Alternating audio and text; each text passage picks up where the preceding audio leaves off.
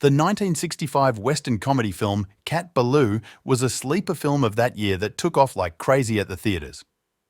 The movie stars Jane Fonda and Lee Marvin, and it involves a story about a woman who hires a notorious gunman to protect her father's ranch, and later to avenge his murder, only to find out that the gunman is not what she expected.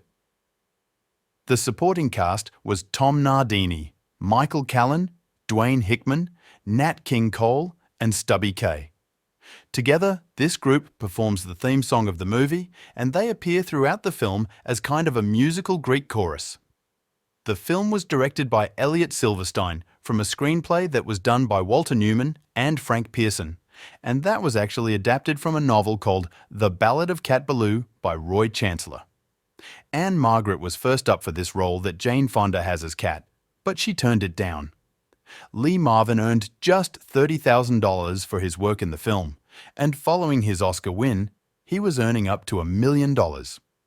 Kirk Douglas actually turned down the role of Kid Chelene, and Jack Palance desperately wanted that role, but he was never offered it. Now, initially, Roy Chancellor's work in the novel was a serious Western, and they just switched it to a comedy for the film. Even though everyone on the film knew they were making a pretty good film, no one had any idea that they were actually making a classic. Jane Fonda recalls that she had to admit that she wasn't sure how the film was going to turn out until she saw the final cut and realized then that they had a hit on their hands. She hadn't been around when they were doing a lot of the filming when Lee Marvin was in the scenes with his horse, or where he shoots the side of the barn. She had just seen only her cuts of the film and didn't think too much of it. Lee Marvin was just a larger-than-life character and personality on the set. He had a habit of tipping back the bottle, and it made him kind of an irresistible presence on the set. A lot of the people said that working with Lee Marvin was an incredible experience. Some of them said that they had never met such an outrageous personality. Lee loved to drink, and he became more outrageous the more he drank. It's said that he had a story to tell about everything and everybody. He had real definitive theories on acting and a style that was his own. He believed that if a little bit was good, a lot would be much better. As a result of this made each take of a scene bigger and better than the last. According to Dwayne Hickman, Marvin sometimes used alcohol to enhance his performance as the drunken kid, and that's probably an understatement. For instance, the very first scene that Marvin shot was one in which everyone meets the kid for the first time and he is falling down drunk. Said that Marvin rehearsed this several times and then went behind the barn and took a shot of vodka to steel himself. People walked past him in front of his dressing room where he had just gotten sick, and everybody asked him, "Are you okay? You all right?" And Lee Marvin looked up and said, "Tension, baby, just a little tension." Aside from the grueling pace of the film, the cast on a whole had a wonderful time making the film.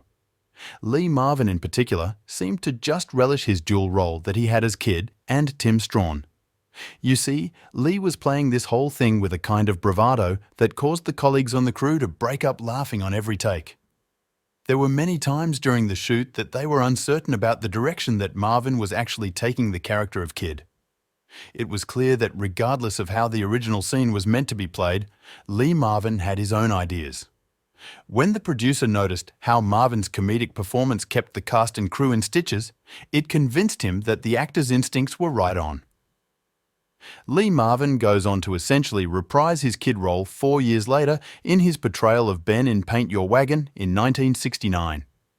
It's kind of ironic that the critics loved him in this performance, but they basically crucified him in the Paint Your Wagon performance. Lee Marvin doesn't make his entrance as Kid Chelene until 36 minutes into the film. The film Cat Ballou only runs for 97 minutes, and Marvin doesn't appear in every scene.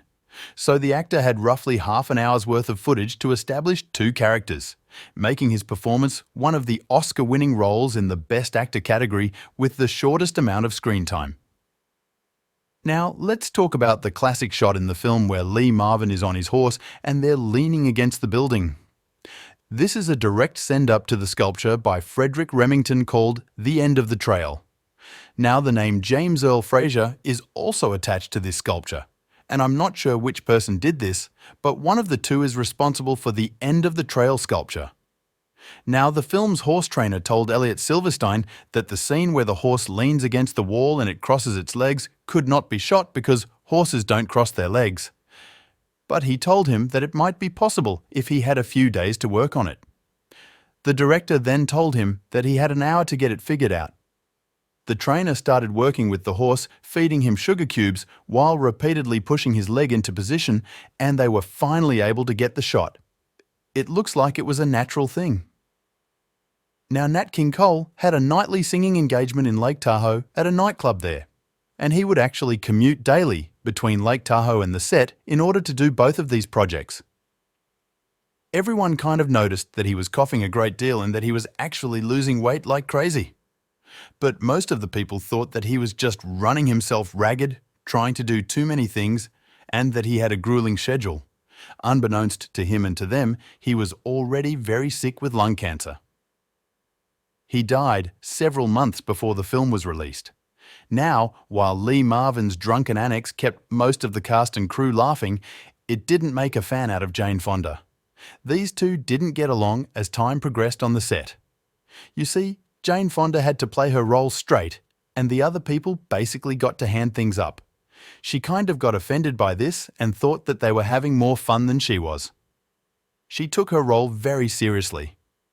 Too seriously for Marvin, who was always trying to joke with her and make her lighten up.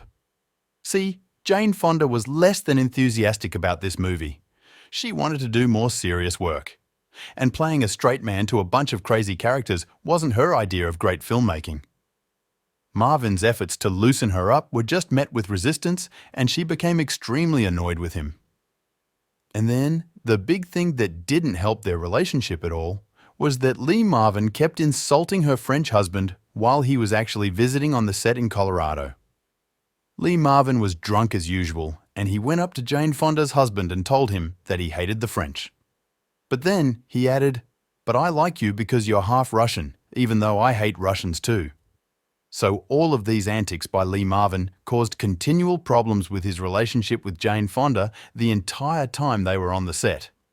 Modern-day audiences regard Lee Marvin's Oscar win for this comedy with a little bit of puzzlement, especially given the heavy-hitting dramas released that same year, such as Darling, Dr. Zhivago, Ship of Fools. All of these were tough contenders.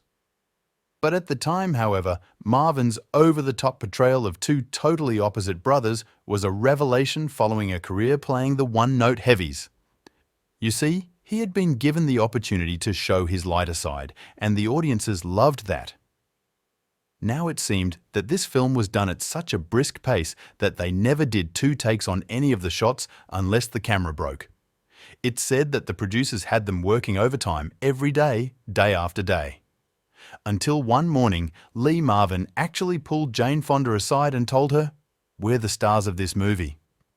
We need to get control of these producers and not let them walk on us." It's not that they bothered them so much, it's that they ran the crew into the ground. And he basically stated that the crew didn't have the power to do anything, but he and Jane Fonda did. So that was one of the few things in the film that he and Jane Fonda agreed on. And they decided to kind of say no when their producers wanted to keep on working. This is definitely a fun watch and a departure down a different road. Take a look at it if you haven't seen it in a while, or if you've never seen it. I think you'll thoroughly enjoy the movie. Thank you so much for watching, and we'll continue to chase the classics.